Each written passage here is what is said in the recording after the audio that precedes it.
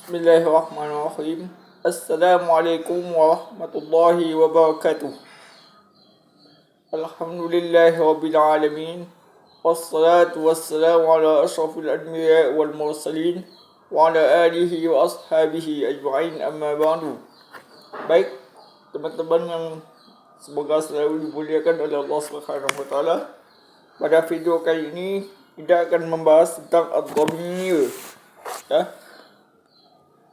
Ad-dhamir. Di dalam bahasa Indonesia kita mengetahui sistem kata ganti. Baik kata ganti orang pertama, orang kedua ataupun orang ketiga. Seperti kata-kata saya atau kami, kamu, kalian, dia atau mereka. Di dalam bahasa Arab, kata ganti tersebut kita kenal dengan istilah ad-dhamir. Kita mulai dari definisi ad-dhamir. Ad-dhamir iaitu ma wudi'a li mutakallimin aw mukhatabin aw ghaibin. Iaitu kalimat yang digunakan untuk menunjukkan mutakallim atau pembicara pertama, mukhatab orang pembicara kedua, atau ghaib orang yang tidak ada di tempat ketika kita sedang berbicara.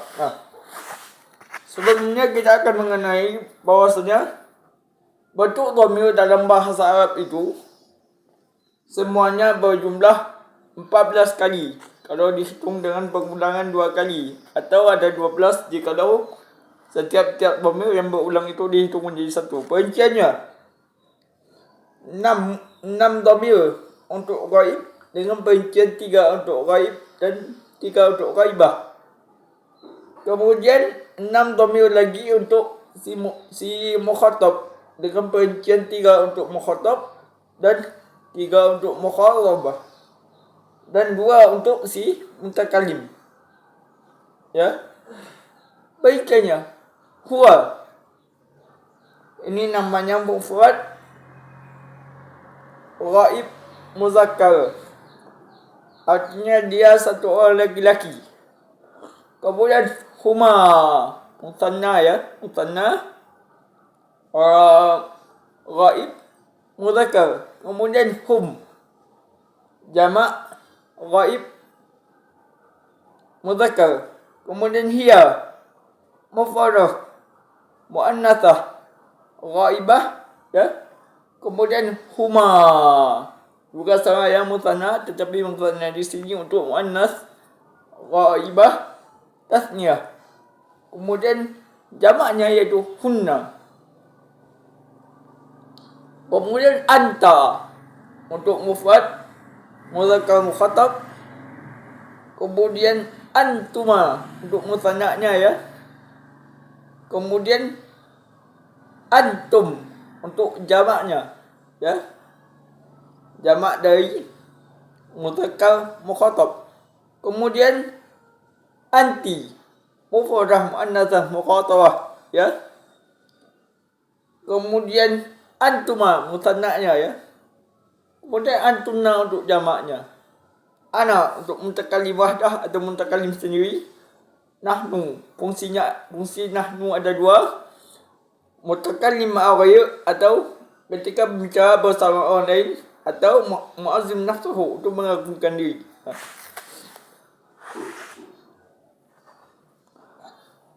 Kemudian dhamir itu dibagi menjadi 2, yaitu dhamir mustatir dan dhamir bariz.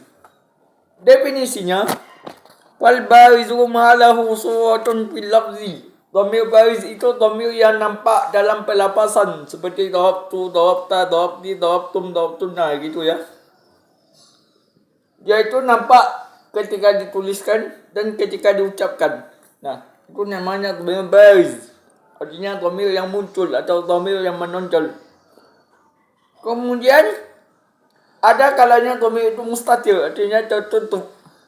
Definisinya, ma laysat lahu suratun fil lafzi, yang tidak nampak dalam segi pelafasan, artinya dia itu dhamir yang tersembunyi. Seperti kata-kata dhamir huwa pada kata daraba atau fahima, Kemudian dhamir bariz dibagi menjadi 2. munfasil dan muttasil. Definisi munfasil yaitu maka nazahirul istimali bin tutki ka'ana wa nahnu. Nah, kalau munfasil itu dia terpisah seperti ana qumtu, ana qaimun, ana katibun, ya, atau anta talibun, anti talibatun dan lain-lainnya. Yaitu kalau dhamir bariz yang munfasil itu dia terpisah dari kalimatnya. Kemudian yang muttasil, kalau yang muttasil itu seolah-olah antara kalimat pertama dan dhamir itu tersambung seperti fahimtu, fahimta, fahimti, fahimtum. Kemudian dari segi kedudukan i'rabnya, maka dhamir munfasil dibagi menjadi dua. Yang pertama dhamir rafa' namanya. Dhamir rafa' itu yang huwa, huma, hum, hiya, huma, huna dan seterusnya. Kemudian dhamir nasab, iya ya, iyaka, iyakum, iyaki, iyakuma, iyakuna dan cabangannya. Dan perlu kita ketahui bahwasanya dhamir nasab itu juga dibagi menjadi dua, yang muttasil dan munfasil. Yang muttasil yaitu kalimat yang dhamir yang bersambung langsung dengan kalimat sebelumnya seperti darabahu, darabahuma, darabahum. Dan yang munfasil itu biasanya dhamirnya kalimatnya didahului oleh ma nafiyah dan antara kalimat dan dhamirnya dibatasi dengan illa istisna seperti ma qama illa ana, ma qama illa huwa. Ya. Iya ya, dhamir nasab itu iya ya, iyaka, iyaki, iyakuma, iyakum, iyakuna dan terusannya sampai ke bawah.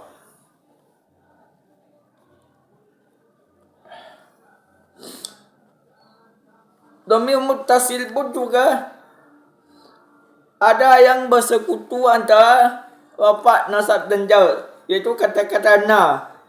Seperti kata-kata Rabbana innana sami'na munadiyan yunadi lil imani an aminu bi rabbikum fa amanna.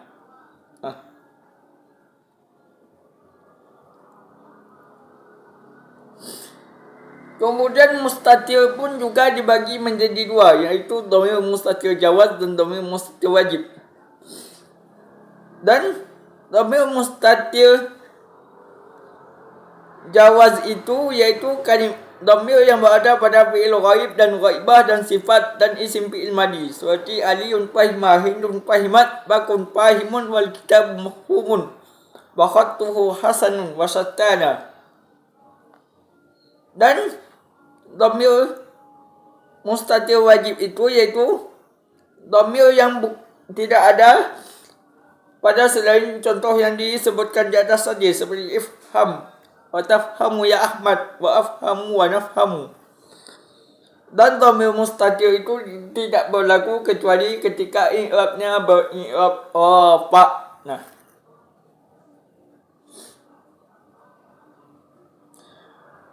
kemudian khusus untuk dhamir iyaya, jikalau disambungkan kepada fi'il, maka harus dibatasi dengan nun wiqayah atau nun wasal. Alasannya supaya akhir fi'il tidak dibaca kasrah seperti sabaqani, darabani, kemudian yahdini, kemudian yuhibbuni dan lain-lain sebagainya. Dan termasuk juga ketika digunakan pada kata la'alla, ladun atau la'alla dan ladun, maka sebelum dhamir ya itu yang mutakallim maksudnya harus dikasrahkan, makanya la'alli dan ladunni. Nah, termasuk juga kata-kata ghairi, ya, asalnya ghayu ketika mudhaf kepada yang mutakalim menjadi ghayyi. Nah, kemudian juga ketika dhamir mutakalim disambungkan kepada huruf seperti anni, minni, li, ilayya.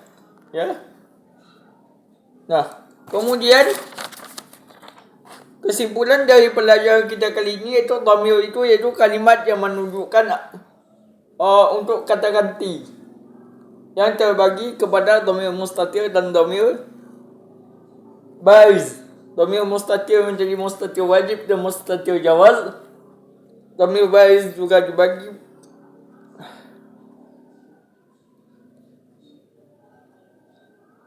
dhamir bariz juga dibagi kepada munfasil dan muttasil. Nah, mungkin sekian yang dapat saya sampaikan. Billahi taufiq wal hidayah. Assalamualaikum warahmatullahi wabarakatuh.